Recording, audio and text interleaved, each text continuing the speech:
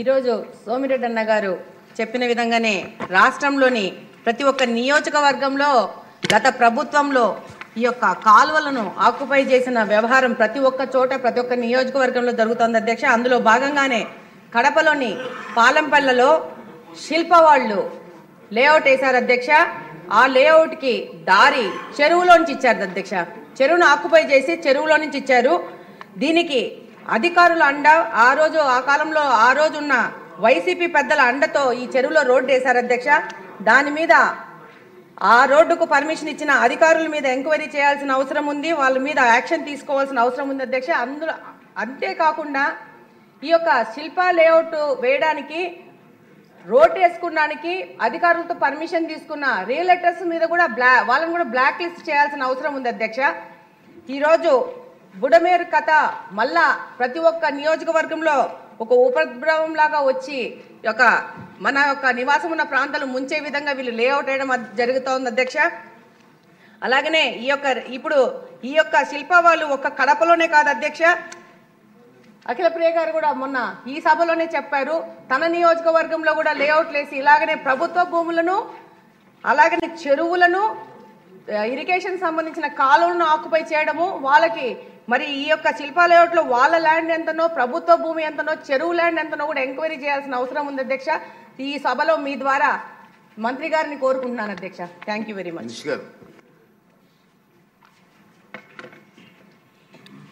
ధన్యవాదాలు అధ్యక్ష.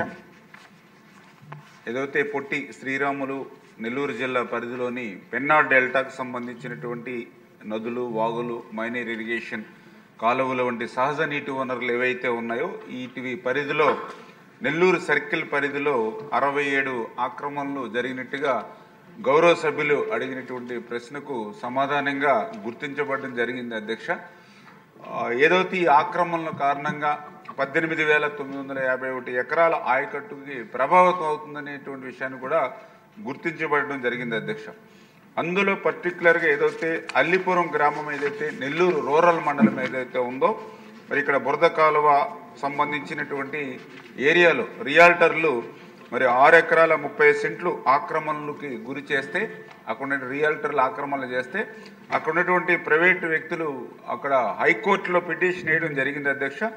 దానితో ఇరిగేషన్ అధికారులు 4 ఎకరాల 60 సెంట్లు మరి ఆక్రమణ భూమిని ఖాళీ చేయడం జరిగింది. మిగిలిన భూమిని కూడా రెవెన్యూ అదేవిధంగా ఇరిగేషన్ డిపార్ట్మెంట్ల సమన్వయంతో సర్వే చేసి అది కూడా తొలగిస్తామని చెప్పి తెలియజేసుకుంటూ, అదేవిధంగా ఏదైతే ఇప్పుడే గౌరవ సభ్యులు చెప్పారు పొట్టెళ్ల కాలువ ఏదైతే పొదలకూరు పట్టణ శివారులో ఏదైతే ఉందో మరి ఇరిగేషన్ కమ్ డ్రైనేజ్ ఛానల్ మీద సర్వే నెంబర్ 205/1, 205/2 అండ్ 206 కింద 7.66 ఎకరాల ఆక్రమణకి మరి గతంలో ఉన్నటువంటి పాలకుల రాజకీయ పార్టీకి సంబంధించిన వ్యక్తి ఆక్రమణకు గురవుతే మరి ఇది కూడా ఒక 6.6 ఎకరాల వరకు కూడా ఖాళీ చేయడం జరిగింది. మిగిలిన భూమిని కూడా సరిహద్దుల్ని ఐడెంటిఫై చేసి వాటిని కూడా క్లియర్ చేసేటువంటి ప్రక్రియ శ్రీకారం చుడతామని, అదేవిధంగా ఏదైతే ఇడిమేపల్లి బ్రాంచ్ కెనాల్ కింద ఫీల్డ్ ఛానల్లో ఒక 35 ఎకరాల భూమి కూడా ఏపీఐఎస్తో పాటు ఆక్రమణలకు గురైనటువంటి విషయం కానీ, అదేవిధంగా బుజుబుజ నెల్లూరు చెరువు ప్రాంతంలో ఒక 4 ఎకరాల భూమి కానీ ఇట్లా చాలా ఐడెంటిఫికేషన్ ఏదైతే వెంకటాచలం మండలంలో మల్కలపూడి గ్రామం, టీపీ గూడూరు మండలంలో వర్కాయపూడి గ్రామంలో అంటే ఇవన్నీ కూడా కొన్ని చోట్ల ఏంటంటే ఈ చెరువుల్లో ఈ ఫోర్షేర్ ఏదైతే ఉందో ఆ ప్రాంతాల్లో కూడా చేస్తున్నారు అధ్యక్ష. ఇవన్నీ కూడా మరి సంబంధిత ఇరిగేషన్ అధికారులతోటి మేము కూడా ఇవన్నీ కూడా రివ్యూ చేసి వీటన్ని కూడా సర్వే చేస్తూ ఉన్నాం. ఈ ఆక్రమణను తొలగించి, ఎందుకంటే ఇప్పుడు గౌరవ సభ్యులు చెప్పినట్లుగా మరి గౌరవ ముఖ్యమంత్రి చంద్రబాబు నాయుడు గారు కూడా ఆలోచన ఒకటే ఆఖరి ఎకరం వరకు ఆఖరి రైతు వరకు కూడా నీరు పోవాలనేటువంటి ఉద్దేశం.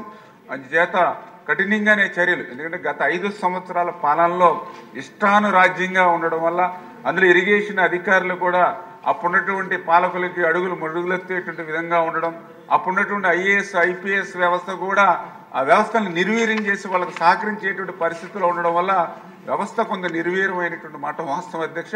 వాటిని ఇప్పుడిప్పుడే మళ్ళీ గాడిలో పెడుతూ ఉన్నాం. ఖచ్చితంగా ఏదైతే ఇప్పుడు కడపలో శిల్పా వెంచర్స్కి సంబంధించి మాధవరెడ్డి గారు చెప్పడం కానీ, అదేవిధంగా ఆళ్లగడ్డలో అక్కడ కూడా శిల్పా వెంచర్స్ గతంలో ఆక్రమణలు కానీ, ఇప్పుడు ఏదైతే సోమిరెడ్డి గారు వాళ్ళ కాన్స్టిట్యుయెన్సీ, ఎందుకంటే ఆయన కూడా ప్రతిపక్షంలో ఉన్నప్పుడు చాలా ఫైట్ చేశారు అధ్యక్ష కెనాల్స్ మీద కానీ డ్రైన్స్ ఆక్రమణల మీద.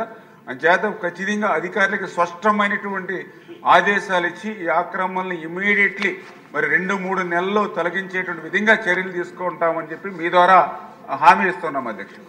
మినిస్టర్ గారు, అంటే మధ్యలో ఇంటర్వ్యూ అవ్వడం కాదు, 2 ఇష్యూస్ అండి దీంట్లో. మన చంద్రమోహన్ రెడ్డి చెప్పినట్టు మన మీది ఆ సబ్జెక్ట్ మీది కాదు, మున్సిపల్ మినిస్టర్ గారిది, పంచాయతీ మినిస్టర్ గారు వస్తుంది. 10% ల్యాండ్ ఏదైతే పబ్లిక్ పర్పస్ కోసం చూస్తున్నామో తప్పనిసరిగా స్ట్రిక్ట్గా అమలు చేయవలసిన అవసరం ఉంది. దాంట్లో కాంప్రమైజ్ అవడానికి వీల్లేదు.